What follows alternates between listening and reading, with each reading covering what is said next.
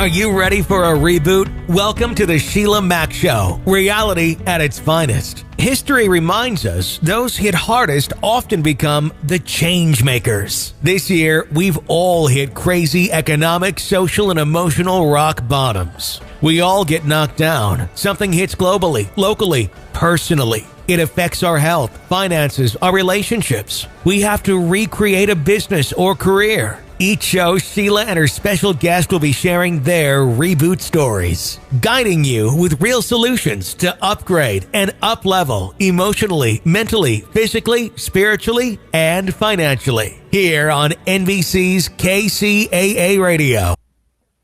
Welcome to the Sheila Mack Show, reality at its finest. I'm Sheila Mack, your host, and today we have a very special guest.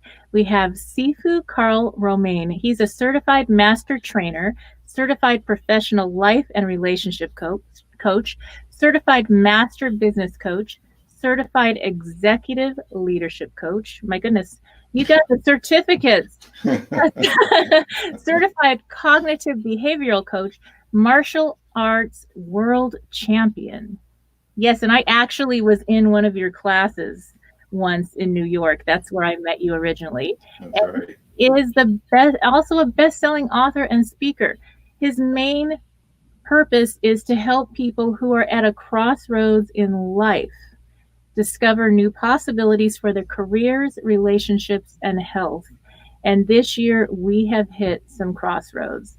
So welcome to the show. Thank you for having me on. I'm excited to be here with you. Yes.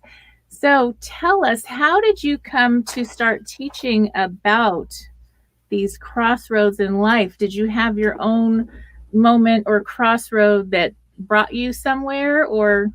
I did, and to really get into it, I kind of got to go back a little bit. So my story actually goes back to being 10 years old, being a kid and falling in love with the martial arts, begging my mom to enroll me, and she finally did. And I can remember in my first class thinking, I will never quit. Like, I loved it that much. Mm-hmm. And by the time I was a senior in high school, I was trying to figure out my life. What is it I want to do? Where do I want to be? Which is what you do, right? Right. And I can remember I was in art school and I had my portfolio and I'm doing all this stuff. And I said, you know what? This isn't it for me. Like, it just didn't feel right. And so I started to evaluate where I was, and I made a decision. And I put that decision in my high school yearbook. I said, by age 22, I want to be a martial arts world champion. And then, go on to own a couple of schools or whatever. But that's what I did. I put it in my high school yearbook, and I didn't know why. I didn't have any foundation to kind of say something like that, except that I had trained in martial arts my whole life, and my instructor believed that I could. And so I graduate high school. I go out to California. I train with a world champion out there. I come back home and start training, competing, get ranked in the top 25 in New York, New Jersey, and Connecticut, my region. And then I had a horrific car accident. I was driving across the Tappan Zee Bridge on my way to work one day. Car cut me off. I spun out and hit the divider and suffered some injuries that day. The doctors told me that I'd never be able to do martial arts ever again. And for a while, I kind of accepted my fate. I wore a neck brace for over a year, and I traveled to different tournaments watching other people win tournaments, and some of them that I believed I could win because some of the competitors I'd beaten before. Mm-hmm. And basically, to make a long story short, there was one night where I was really frustrated, just thinking about my future, and this thing about being 22 kept coming up in my mind. And I was talking to a good friend. He had been an athlete, had injuries, and he said, look, if you think you can do it, find your way. Find a way to do it. Make your dream come true and just go for it. And in a way, he kind of just gave me permission to go for it. And so I did. And to make, like I said, a long story short, by age 22, I represented the United States team in international competition.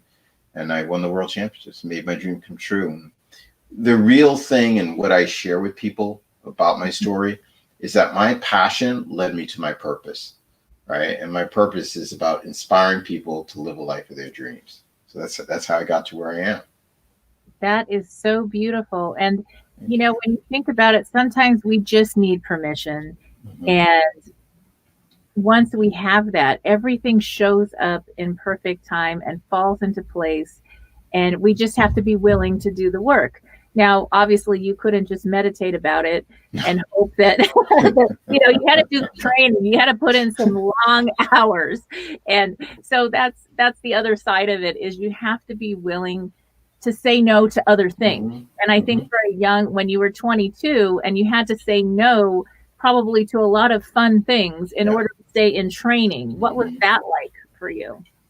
For me, I was just really focused and very disciplined. Like I said, I've been doing martial arts since age 10. So having that goal in front of me, knowing that, I also think that when you want something bad enough and it's taken away from you, and then you find an opportunity to go after it again, you're much more determined and much more focused. So you're a lot more willing to sacrifice things that maybe before you didn't sacrifice. Or maybe before you thought like, well, I got time, I'm going to get there, it'll be okay. But then suddenly there is no time.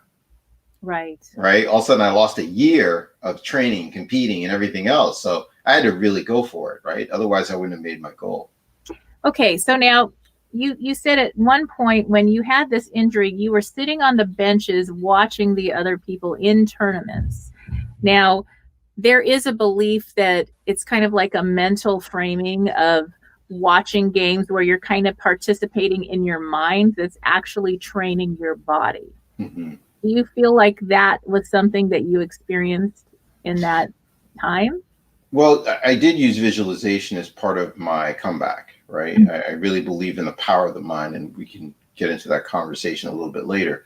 But yes, I mean, sitting on the sidelines and watching, because for me, I loved the art. I loved the sport. I loved competing. I loved being an athlete. There was no plan B. I didn't kind of jump into this thinking, well, if it doesn't work out, I'll do that. Right. So for me, going to the tournaments, it was kind of like just to be around the environment and the sport and my friends that were doing it, right? Because, that's just the way I guess I was at the time. I was just so focused on it, right? And that's beautiful too, because when you think about anybody, and I'm saying you were a younger person, but it could be at any age, where if you're not staying with the peer group that's going to keep you on track, what's going to happen is then you go down the wrong path. Yeah, you drift off. You never get back. Right. And so it's really important to stay with the people that are going to lift you up, support you, get you through things. That means that sometimes they're going to be there to hold your hand and help you, and other times they're going to kick you a little bit and give you the boot and say, hey, get up, let's get going. And, it's time to move again. And it's true. That was important. I mean, and you think about, you could have gone and, said, okay, I'm depressed now, or I can't do this and that, so I'm going to go start getting into an alcohol or an addiction of one sort or another. And yet you were able to stay very focused on, hey, I'm going to stay really healthy and heal through this and get back on track. Right.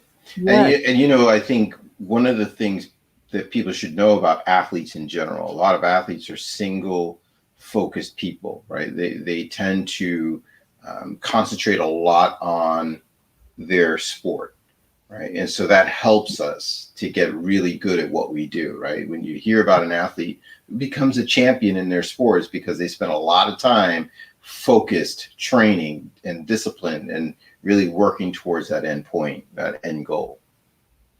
And, even if you're not an athlete, whatever you're doing as a business leader, running a business, running a family, being the leader of your home, even right now, especially with things changed so much this year, where now you've got everybody home and you've got to work from home and have kids from home, and, be in charge of it all at once, somehow, magically.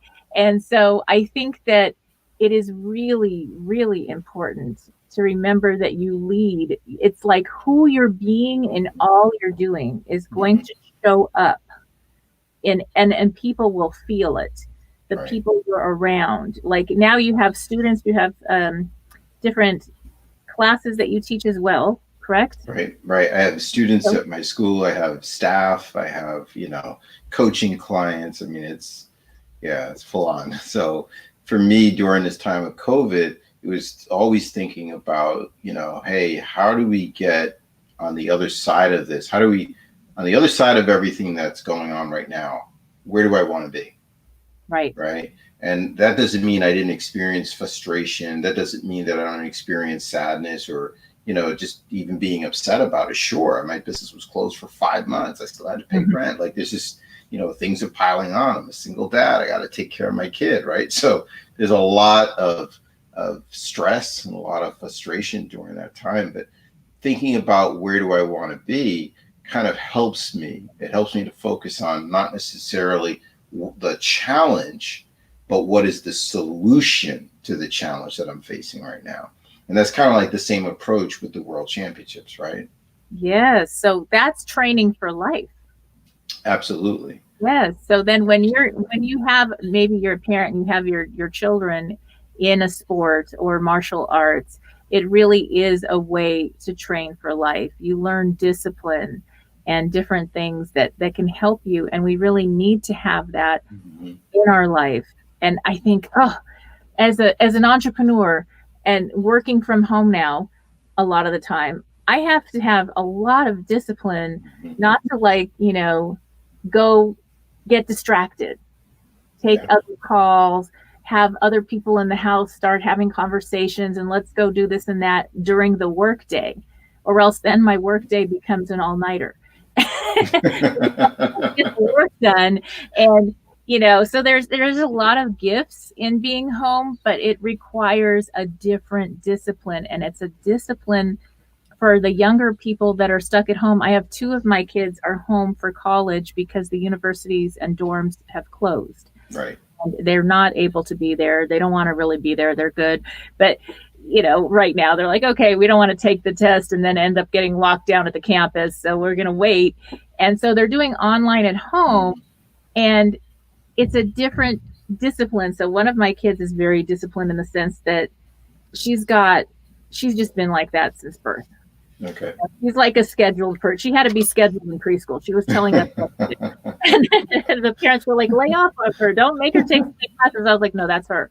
And that's just who she is. And the other one is usually an A student and now struggling with some C's because it is really hard to focus. Sure. You don't have somebody else guiding you or a group. And so it is really challenging for people, even though you could be a completely A student or top of your game in your business, then you're home and you're struggling with that.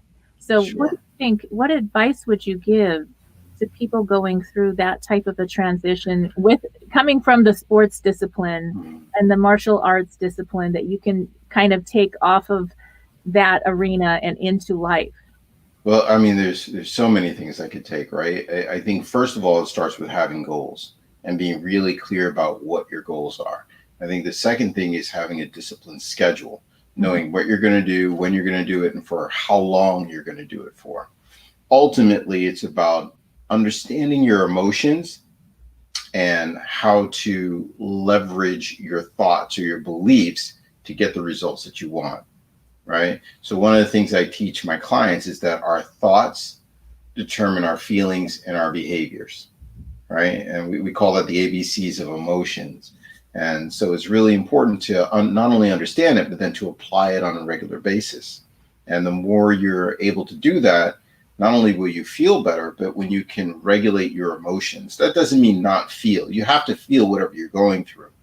But there's a way to do it where you're not so extreme from one place to another, where you're more centered and a little bit more in the middle, right? So if this is like 10 and this is like 1, you're at like a 5, right? And you're able to control that. You're able to think a little bit clearer about things and be able to regulate your emotions a little bit more. And just by doing that, that'll give you a little bit more, a greater sense of resiliency, so to speak. And we need a lot of that this year because we have gone through so many changes in so many different areas. And I think especially for younger adults coming into this, it's an interesting shift that I've noticed with my college age kids. And as for parents and for younger people, what I've noticed is they actually are really starting to like review history and look at politics and actually be like, hey, you know what, this really matters. And I need to be involved because this affects me. and my world and everybody I love is being affected by this. What do I do? And so this universal pause is creating the leaders of the future. And I think it's almost like a reroute or a soul shift to something even better, because it shows you, hey, you know what? These are the things that matter most. And I agree. That's really interesting. Yeah. Because I agree. I think it's true. I think sometimes we have to pause. We have to reevaluate, know where we're at and where we want to go. And, like if you look at my book on Unbreakable, I talk about it. I said the first step to everything is, what is your truth? What is your truth, right? And when you're busy going here, there, and everywhere, it's hard to stop, settle down, and think about, well, what is the truth? What is the truth about my life? What is the truth about what I want, what I desire, what I hope, and what I think, right? What's really going on here? And so being able to step back and stop and think about those things is important. Very important. And that's incredible. So in your book, you're talking about, tell me more about this book. I call the book Unbreakable, but it's really about resiliency. It's about overcoming obstacles.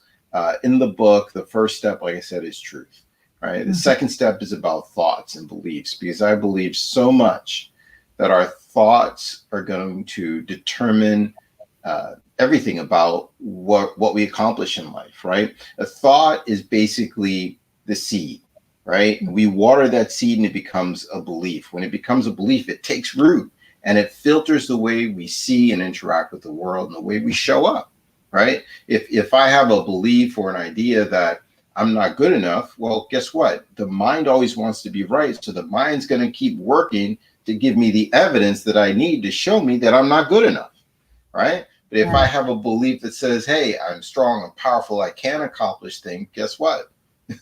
That's going to manifest too. All right. So it's thoughts are critical. And I spent a lot of time talking about them and talking about beliefs and how the thoughts impact our beliefs. So that's the second step. The third step is discovering your purpose.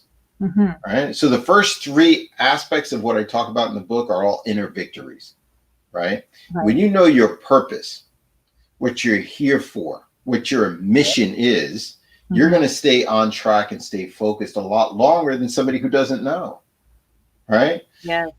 And then after you've got all of those things in check, then it's easier to figure out, okay, what are the choices I need to make? Right. And you can look back over your life. What were 3 good choices? What were 3 bad choices? What choices do I need to make right now? What are the things that are serving me? What are the things that are not serving me? What is my truth for this situation? And then finally, the last 2 steps are action, because you got to have action. You can't just have this great plan. You can't just know what you want to do, but you got to take action. And I think Tony Robbins says massive action, right? Yeah. And then the last step is accountability. I have found, and I'm sure you have found, and being coaches, we also have coaches, right? I have coaches that coach me. And I have found that whenever I allow myself to be accountable to my coach, I always do better, right? Yeah. So it's one of those things that maybe growing up doing martial arts and being accountable to my martial arts instructor was one of those things that influenced me to think that way. But I just found that accountability is the key to success. It really is. It's really going to make a difference when you have that person in your life that you answer to. Right. It's going to help you. Very much. And I think, you talked about assessing, what have I done that worked? What did I do that I wish I didn't do or that I could have changed? And this year represents 2020 hindsight to me.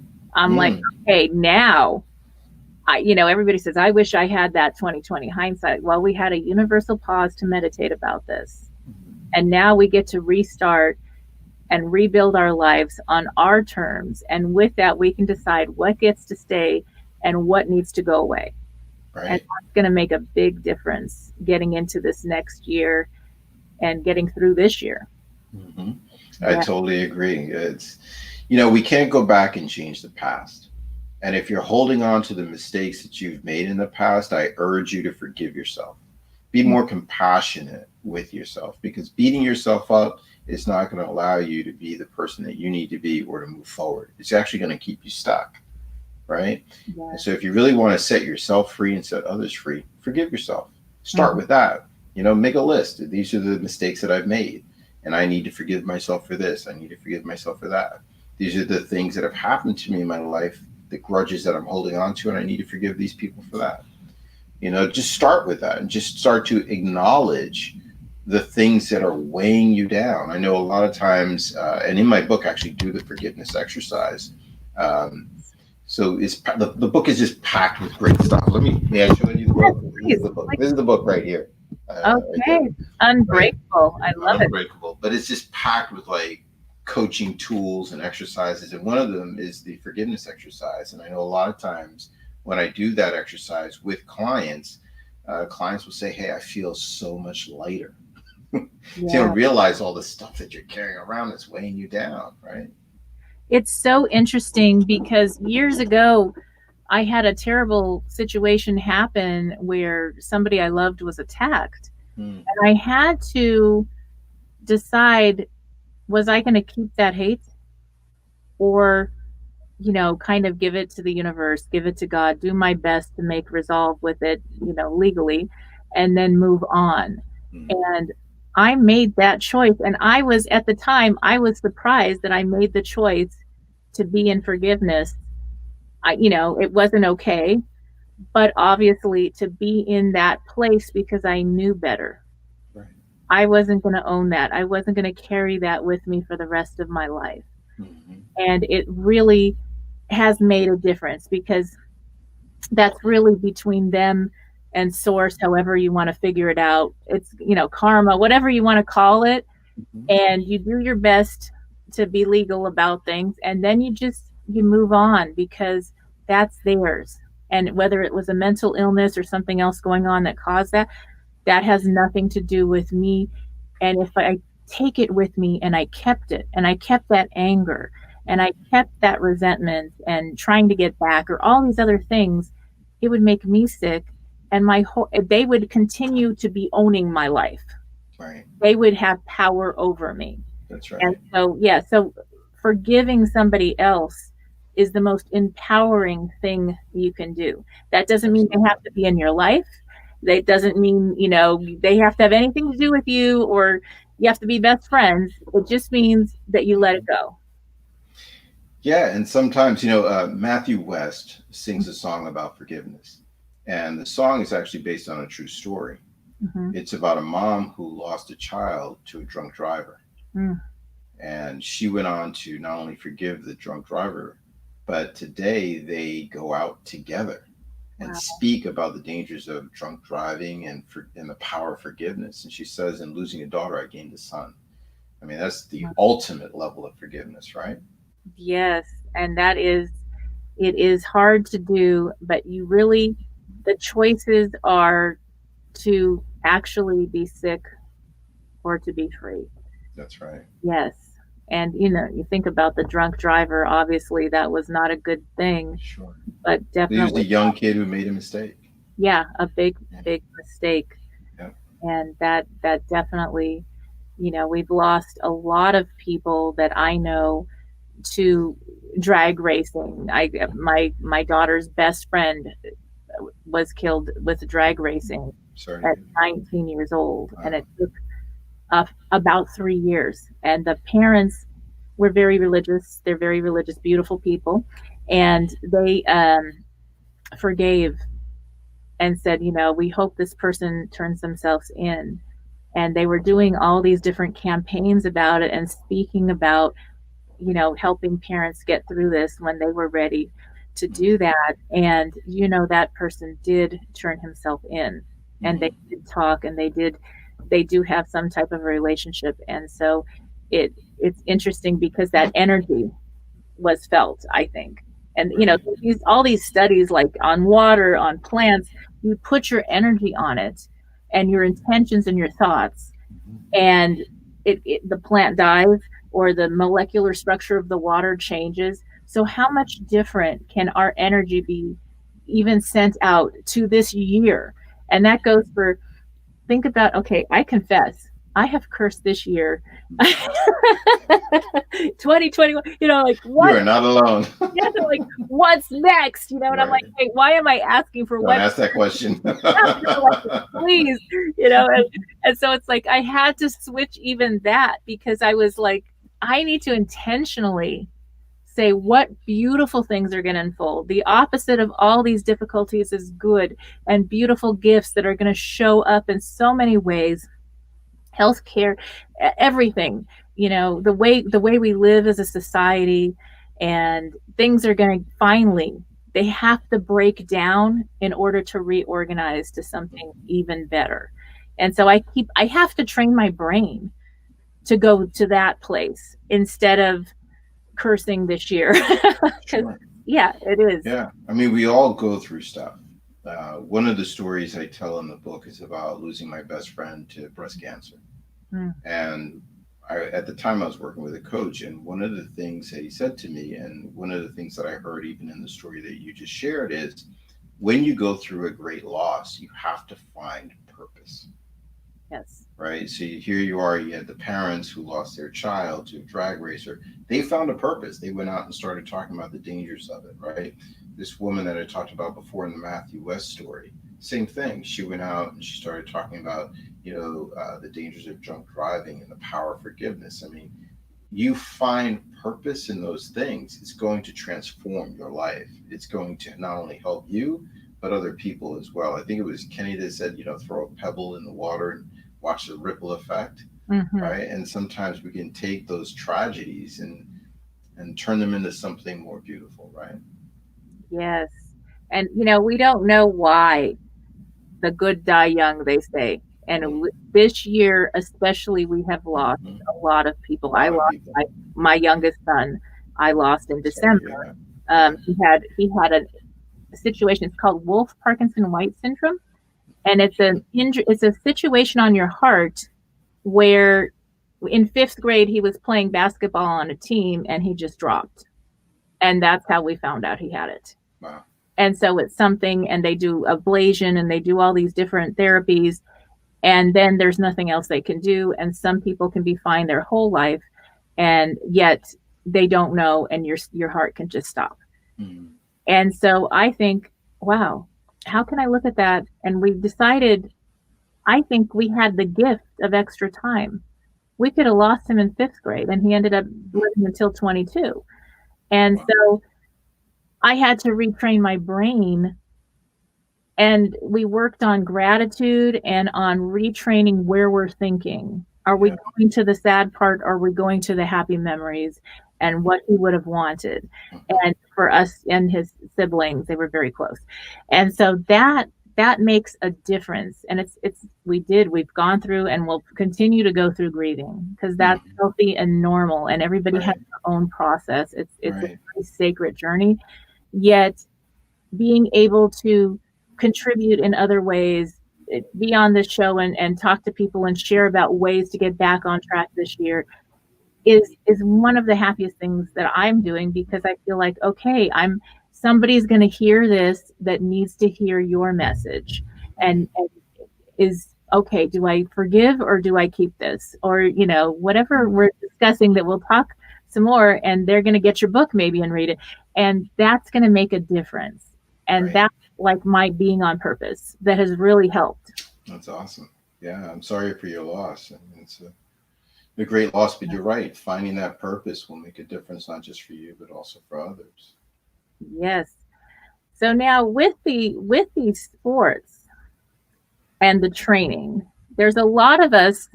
I don't know what to say, but we've had this COVID-20 thing happen. So do you have any or plus or whatever happened? We don't know what happened. That couch, I burned my couch, but no more than that. But with that, what advice do you have for people that maybe, okay, this all hit and maybe they went to the refrigerator instead of, they couldn't go to the gym and they didn't have alternatives at the moment, or just stress, whatever. What do you have as advice to get back on track in that area, coming from the fitness world? You know what? Just start moving. My Kung Fu instructor he's like 80 years old, And he says, you got to just keep moving, right? That's the secret. Just get up and start moving. The other thing is, I want you to recognize that diet plays a huge role in your health. And so not just how you eat, but what you eat, right? Really pay attention to that as you get started with anything, and make sure that you go to the doctor and get your checkup, and know that it's okay for you to take on, some more physical activity before you start. I see a lot of people getting out right now, and they're walking and doing things. I think that's great, because you need to get out of the house. You need to start moving a little bit, put on your mask, be safe, do all the right things, but just start moving. Yes, and I think that that's one thing that happens, is that as we slowly start moving, it's like once you're in motion, you stay in motion, right? And when you're not, you get stuck sitting on that couch. Motion affects everything, right? Motion affects emotion, right? You just gotta. That's why I say you gotta start moving, right? I can give you the mental lesson for it, right? The word lesson, I could walk you through the word lesson, but it's better to have a world experience where you can just get up and start moving, and you'll start notice you just feel better. I think it's more important for our mental health than our physical health almost. I mean, it's you get the physical results, but it's really the mental. If I didn't have the Peloton to ride at home, I think I would have gone mad for those 3 months when we were on the lockdown, and we weren't even supposed to. I didn't really want to walk with a mask on outside. Okay. To do like walking fast, yeah, it's quite challenging. I've done it. I'm not going to do it, and it was where I live now. It was really hot. I'm at a place where it was like 118. So you're not going to like take long walks in the summer at 118. It was 102 at 9 o'clock at night walking the dog. Wow. And we waited until 9 o'clock at night to walk the dog because it was too hot. Gosh. It was just, it wasn't safe for anyone. Right. You got to stay hydrated with that kind of heat. Yeah, exactly. Even the dog was like, look, I'm going to sit down for a minute. And so that the Peloton bike, now I'm sharing about Peloton, but that bike, it really was a save. And also just the yoga mat. And my daughter and I would do like some yoga together and watch the online programs. And that really helped mentally. It was like a mental break. I'll tell you what else helps mentally. Breathing.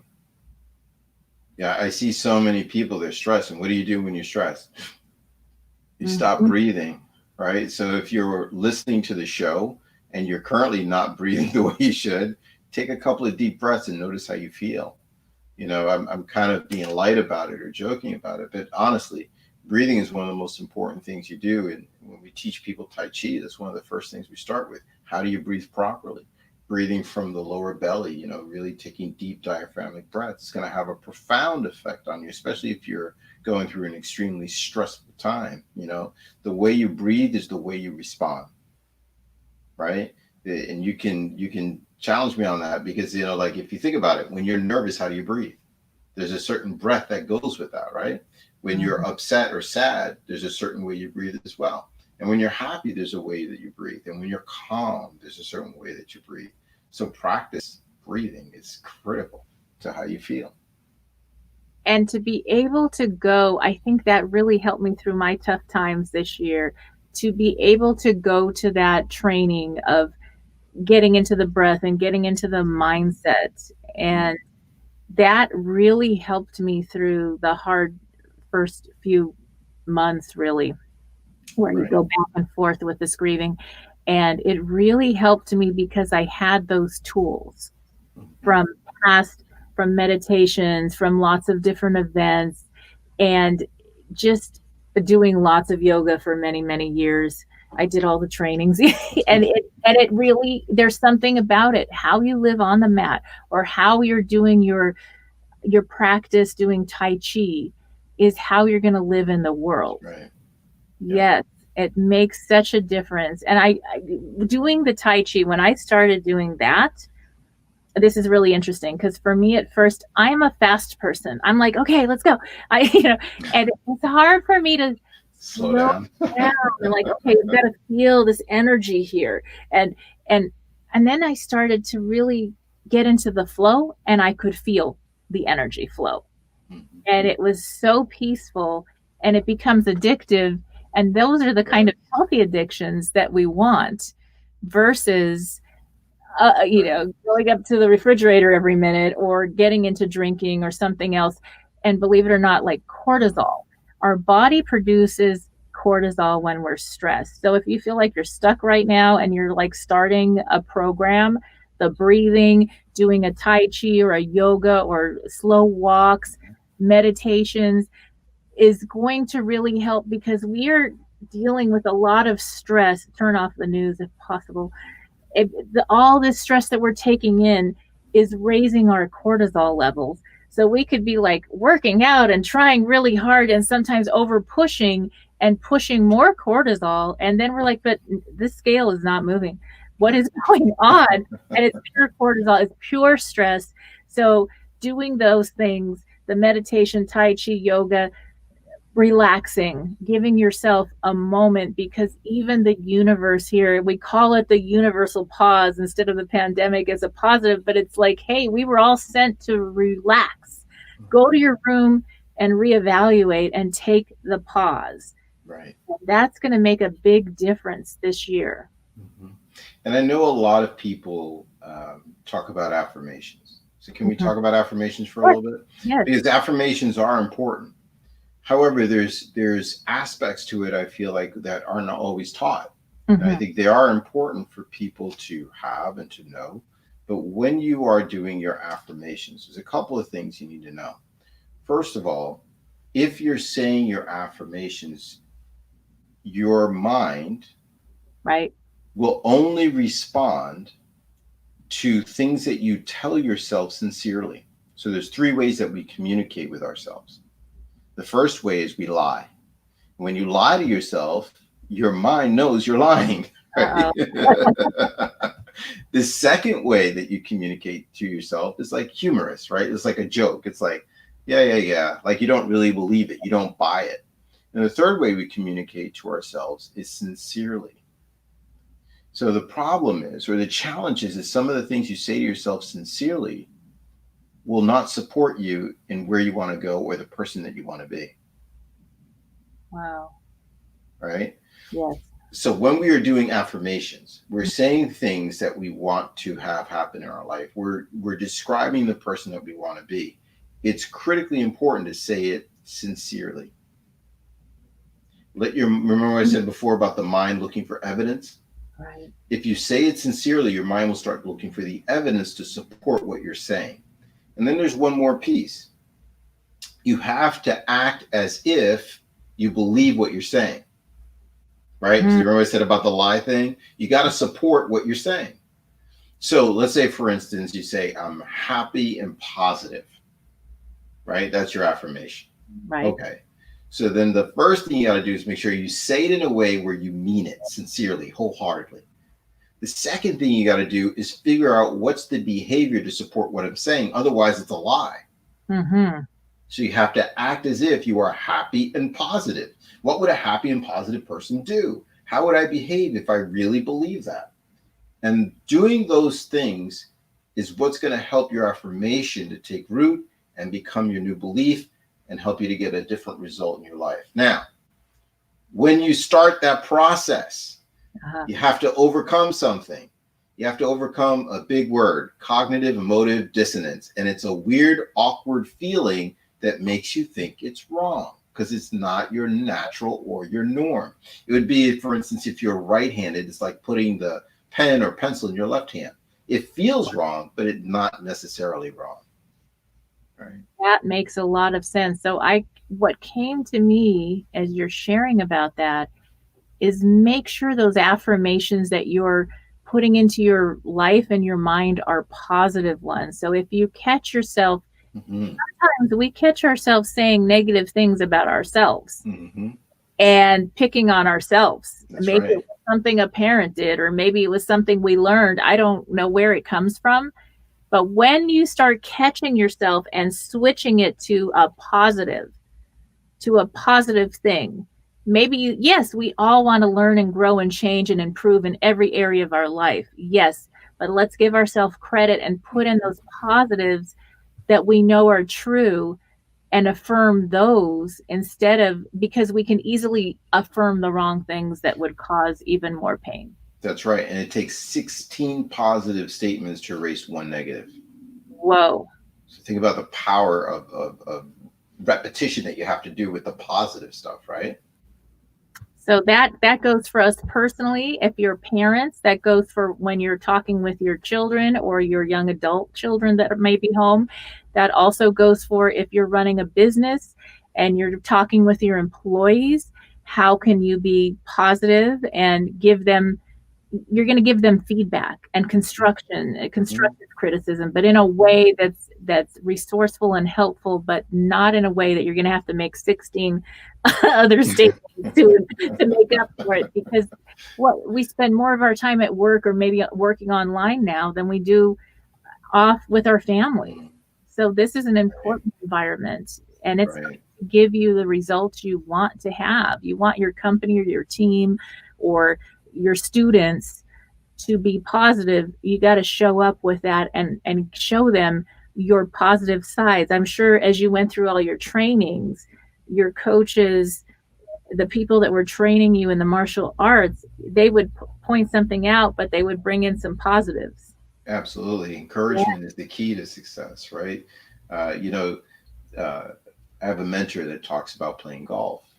And he says the difference between golf players is their first coach, their first golf coach, right? If the golf coach was super positive and encouraging, they continue to play.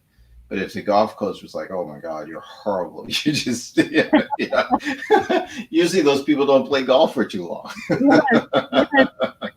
That is so true. And, it's funny. I go to a dance class and the dance instructor, whenever somebody's new to the class, they're like, "Oh, you have dance. You did a lot of dance classes before. Did you dance professionally?" And he'll do that. And then everybody's like, "Oh yeah, I can. I sure I can dance." And they feel so relaxed and good, even though maybe they're not catching up or keeping up. Then they don't care and they're having fun, and they become really great at following along quickly because they're like, "Oh yeah, I can dance." Yeah, and it's that switch. And it's funny because I was like, "Yeah, sure.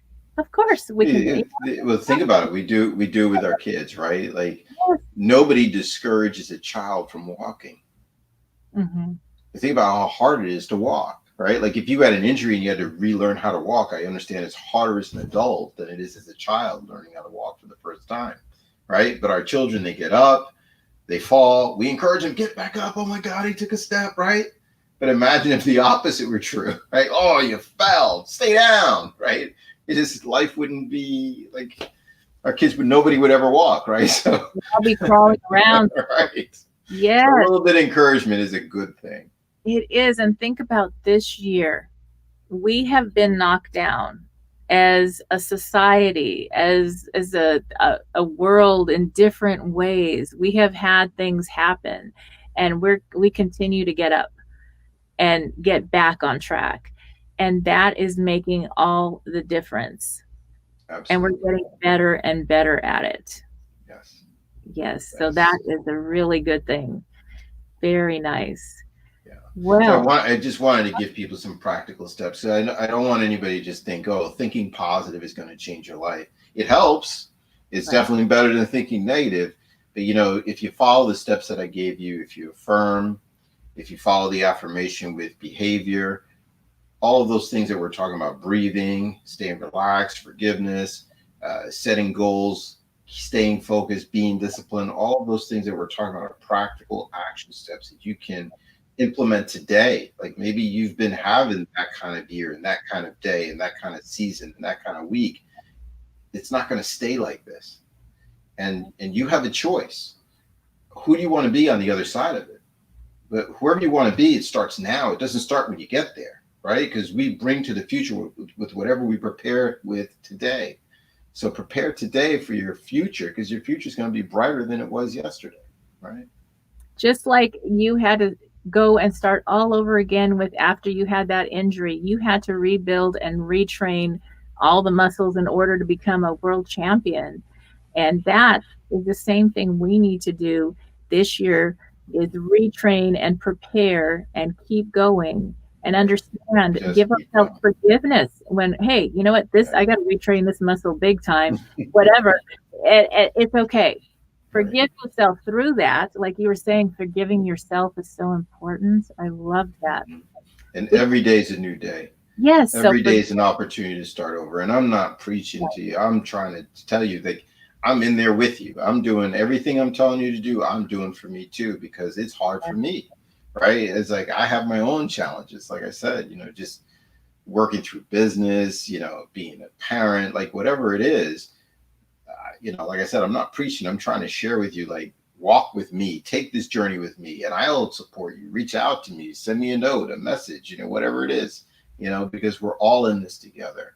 Everybody's going through it at the same time. Some of us are going through worse than others. I know some of you are probably on your last leg thinking, how am I going to make it through? Will I have enough money to survive the storm? I don't know. I don't know if I will either, but here's what I do know. If I look back over my life, God has always been there for me, and my faith has gotten me through. And all of these lessons that I've learned have supported my actions to help me keep moving forward and keep working towards making my dream come true. And while I'm doing that, I want to impact as many people as I can. If you do the same and impact many people, you're going to see that on the other side of this, your life will be better. Yes. And with that being said, I wanted to bring up a really important thing I just found out on another interview, that you remember 411, you would call 411 for information. Now they have 211. Have you heard of that? No, I haven't. So the 211 is the new 411, but it's different. It's for those people that in your area, it's nationwide in the United States, because I know this show goes everywhere, but in the United States, you can call this number 211. You call in and they will help you get resources. If you're having trouble getting food on the table, they'll help you find the food bank. If you're having trouble with the rent right now, they'll help you with forms or different ways. That's so great. Whatever's going really on, good. That is so important. Yeah. They'll refer people to any hotline that they can't find, and help people get out of an abusive situation, perhaps, whatever it is, going through an addiction. And that is a great number to keep, just for yourself or for anyone you know that may be going through something and you can't help them, but just giving a phone number and a resource, and lots of different resources, is going to make all the difference. Mm-hmm. So now, so where can people connect with you, and how can they get your book? Okay, so if you go to overcomingobstacles.online, right, you can get the book for free. You can get a PDF copy of it. Okay, so I encourage you to do that. You can also visit my website, sifukarlromain.com, and you can find out all about me and some of the different things that I'm doing. If you're in relationships and you got some challenges in relationships, a lot of people have been spending a lot of time together. If you go to coaching.reignitingyourlove.com, you can get some great resources there. We have some coaching tips, and we coach clients for their relationships and help them to do better as well. Wonderful. Well, thank you again for being a guest on the show, and we will see everything of work patterns. I'd like to introduce you to Adam, and he's going to share more about work patterns. All right, welcome to the show, Adam. Thanks, Sheila. Yeah, couldn't have said it better myself, I guess. Yes, and so I'd love to hear about how work patterns was created. Sure. Yeah, the idea around work patterns came about, from my point of view anyway, having struggled with the problem myself at a previous company, where I was part of starting a company at a very early stage. And at that point, we were 3 people, and then we grew to 700 people over the years. And obviously, as that happens, there's a lot more complexity that comes in. Operating the business becomes more challenging. There are miscommunications, information flow that needs to happen. You have new people joining and people leaving. And management becomes really difficult. Managers have needs of their team in mind, and they often have their own work that they're trying to get done. And it's a very complicated job. And I just found that there weren't a lot of tools designed specifically to help managers be great managers, try to keep track of everything across their team in one place. And so that is really the idea around work patterns. And yeah, as you alluded to, we start with that weekly one-on-one meeting, and then we help provide a collaborative agenda for that helps managers and their direct reports keep track of action items and things of that nature. Also, some of the more high value activities like giving and receiving feedback and recognition and goal setting. So yeah, kind of everything a manager needs in one toolkit. That sounds incredible and something that is very needed. Now, at what point would a business really look into a system like this? Anytime there is we think about it as a unit of at least 5 or 10 people. So from the beginning days of starting work patterns, we used our own product to help manage the operations of the company. Anytime a manager is managing 4 to 5 people, that's when the informal systems kind of fall apart. And you need to be a little bit more intentional and thoughtful about how you're keeping track of each employee, what your commitments to them are and what their commitments to you are, and making sure you have good open communication. And so that's really where we step in. That kind of one manager and 4 or 5 direct reports. That can obviously be in a much larger organization. I think of it as a team unit. Yes, and I work with a lot of smaller businesses that are at that point where they need something like what you have to offer with your program, because they're working so hard trying to manage everybody, and then they forget recognition. Communication goes away. People are upset because it's not clear what they're supposed to do or the prioritization. Right. And this is where there's so much stress, and then the talent gets wasted on trying to manage this type of situation instead of everybody using their talents to make the business grow more and just have work be a fun place again. So it's not the managers that benefit, it's actually all the employees, everybody on the team is grateful when something like this shows up where they don't have to approach a manager because things weren't clear. That's right. Yeah, we actually see a lot of times that it's not always the managers that start using work patterns inside an organization. It's the people who are kind of, quote unquote, managing up and want, and kind of it's a way to say, hey, this is how I want to be managed because I want to know what is expected of me. I want to make sure that I'm getting feedback on a regular cadence so I can improve. And then once a manager sees that, it's like, oh, this would be a much easier way to manage all of the people across my team and have that consistency and not have to try to remember, oh, did I do this with this person? What did I say I was going to do with that person? All that in one place. So you don't have that, like you said, that just stress and mental overhead that just sucks the energy and life out of you as a manager. I remember I had 5 gift stores years ago, and I ran them for 17 years. This was before programs like yours showed up, and I spent hours every week working with the team, and I had lists and everything was on paper. I'd love to have this. I had to have extra managers to help and lots of meetings to actually get things done and make sure that we're great. I mean, I had over 200 employees, 5 retail stores that were 5,000 plus square feet. And it was a lot of work. When you have new people coming on board, how do they make this transition? We answer that in sort of the pulling off of your story, where the evolution of this space has kind of gone from paper, like a lot of this was kept track in paper notes, and obviously paper notes that relies on you to go back to check on them. Then the next evolution was sort of what I'd call like horizontal software solutions. So something like a Google Doc or something like that. That's not really purpose built for the specific use case.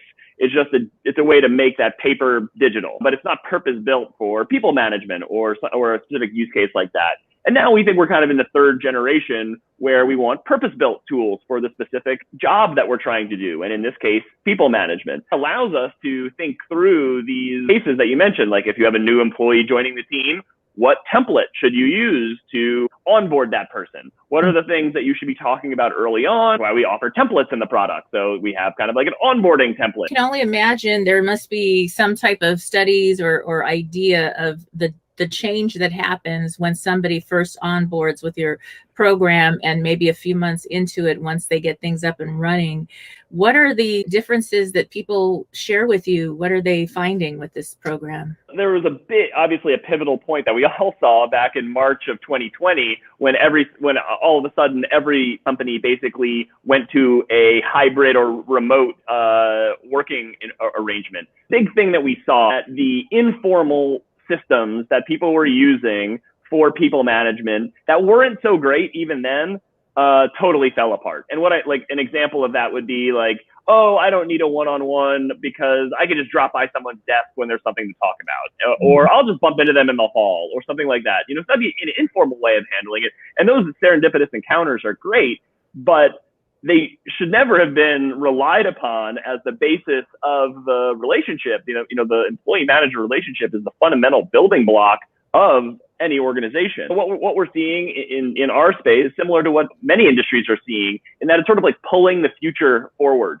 Companies are realizing that if they have more intentional systems and are more thoughtful about adding the right amount of structure, right? You don't want a whole lot of bureaucracy and red tape and things like that. But if you have the right amount of structure, if you're documenting things, if you're getting reminders or setting up reminders for things, it takes a lot of the stress out of and a lot of the chaos out of operating. And that allows us to then have this more hybrid arrangement where, we can have our synchronous time where we're spending it together and aligning on things. And then that gives us flexibility to be remote or work different hours or whatever, work when we're more productive.